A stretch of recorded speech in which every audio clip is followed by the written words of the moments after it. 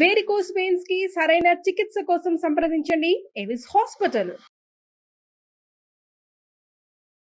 నమస్తే రమ్మగారు. నమస్తే జయ.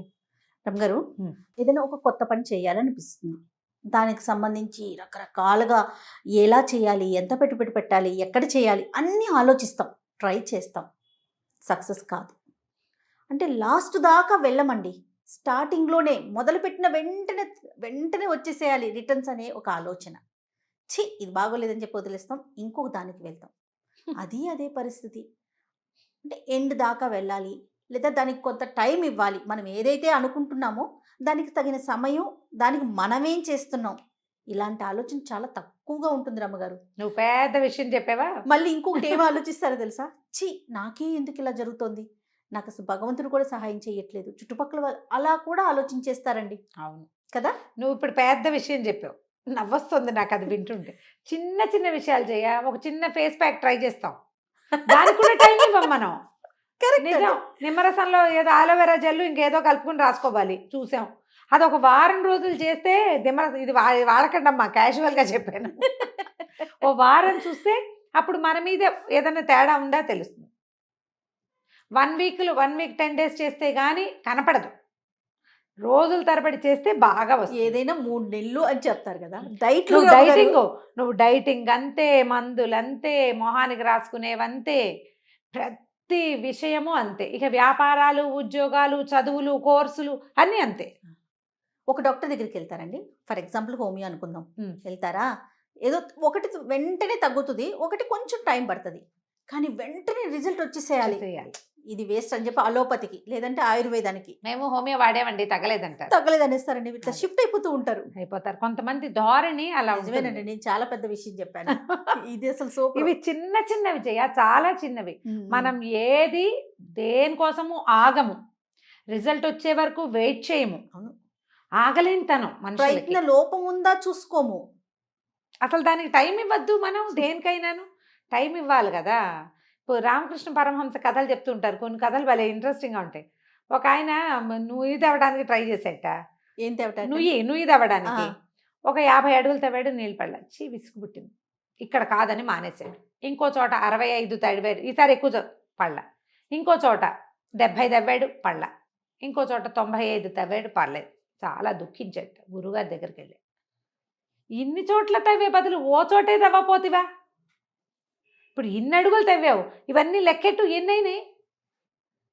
50 నుంచి స్టార్ట్ చేసి 51, 65 ఒకటి, 75 ఒకటి, 95 ఒకటి అంటే ఇవన్నీ అడుగులు ఒకే చోట తవ్వితే పాతాళం తగిలేది, చచ్చినట్టు పడేవి నీళ్ళు అని చెప్పారు గురువుగారు.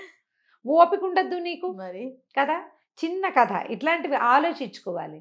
చందమామ కథల్లో కూడా ఇలాంటివి భలే ఇంట్రెస్టింగ్ కథలు ఉంటాయి జయ, భలే బాగుంటాయి కథలు.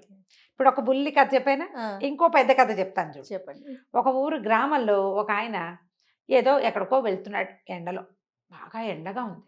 సరే ఆయన ఏమనుకున్నాడంటే, ఎవరి వాకిట్లో అయినా ఆగి కాసిన మంచినీళ్ళు తాగుతామనుకున్నాడు. చూస్తే ఒక వాకిలి దగ్గర కొంచెం మనుషుల సందడి ఉంది, ఎవరో మనుషులు ఉన్నారు ఇంట్లో. తలుపులు తెరిచి ఉండాలిగా, మధ్యాహ్నం వేళ కాస్త ఒక మాదిరిగా ఉంది, 11 గంటల వేళ. ఈయన పోయి వాకిట్లో, అయ్యా మంచినీళ్ళు ఇస్తారా అని కేకేశాడు. ఆ లోపల ఉన్న గృహస్థు, పూజ చేసుకుంటున్నానండి, అయ్యాక వస్తాను కూర్చోండి అన్నాడు. ఈయన అరుగు మీద కూర్చున్నాడు.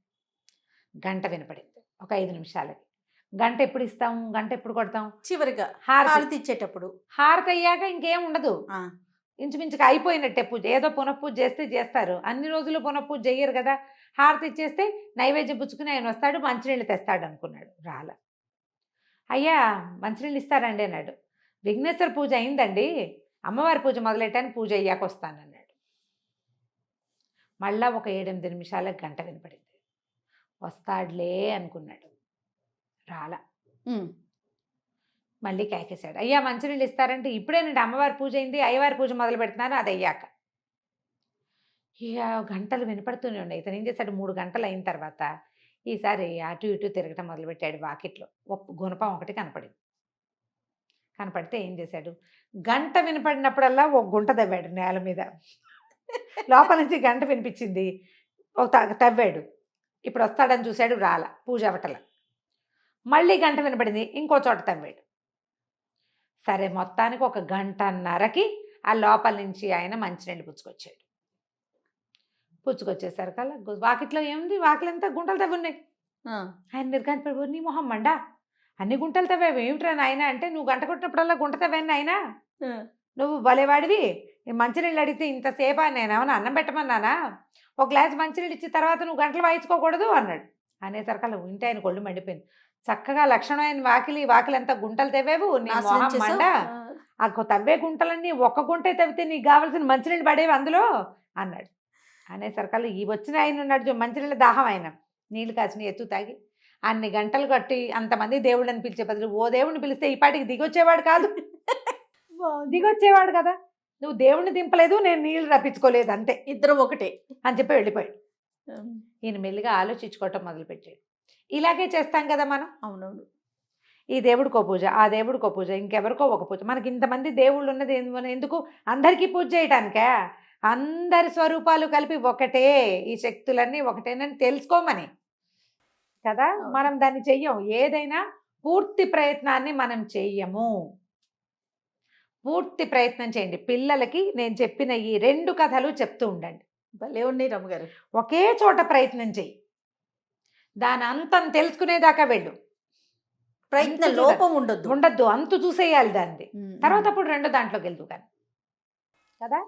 సబ్జెక్టు 2 క్వశ్చన్లు నేర్చుకుని ఇంకో క్వశ్చన్లో ఒక లెసన్ ఫుల్ ఫినిష్ చేయాలి. అవును. దాంట్లో క్వశ్చన్ అండ్ ఆన్సర్లన్నీ వచ్చేయాలి. అప్పుడు ఇంకో లెసన్లోకి ఇంకొక సబ్జెక్ట్లోకి వెళ్ళాలి. పిల్లలకి ఇది నేర్పించాలి. పెద్దవాళ్ళు ఇది నేర్చుకోవాలి. మీరు రకరకాల వ్యాపారాలు చేస్తారు. అది మొదలుపెట్టి అది వదిలేసి ఇది మొదలుపెట్టి ఇది వదిలేసి బ్యాంక్ టెస్టులు రాసేవాళ్ళు కొంతమంది రకరకాలు చేస్తూ ఉంటాం. బ్యాంక్ టెస్టులు రాస్తే బ్యాంక్ టెస్టులే రాసి బ్యాంక్ ఉద్యోగమే కొట్టాలి. 4 రోజులు రాసి 4 సార్లు రాసి రాలేదని వదిలేసి కొత్త దానికి వెళ్తే మళ్ళీ కొత్తది ఎప్పుడు కొత్తదే. నీకు అలవాటు అవ్వదు కదా అది మరి కదా. కాబట్టి ప్రయత్న లోపాలు చెయ్యొద్దు. ఇవాళ యూత్కి ఇది చాలా అవసరం. ఏదో ఒకటి మొదలుపెట్టడం మానేయటం చివరికి ఏమవుతుంది Jack of all master of nothing అవుతాం మనం కదా. ఏది రాదు మనకి. అవును అవును. కోర్సులు నేర్చుకోవటము చదువుకోవడము అన్నీ కూడా ఈ 2 కథలు ఎప్పటికప్పుడు జ్ఞాపకం పెట్టుకోండి. ఇది గుర్తుంటే మనం సరిగ్గా చేయగలుగుతాం. ఏదైనా మొదలు పెడితే దాన్ని పర్ఫెక్ట్గా టిల్ ద ఎండ్ చివరి దాకా చేయాలి. రిజల్ట్ వచ్చేదాకా చేయాలి. లేదా అలాంటి వాటిని మొదలే పెట్టకూడదు. ఆలోచించుకుని స్టార్ట్ చేసి దిగాలి. చాలా బాగుంది రమ్మగారు. నమస్తే. నమస్తే.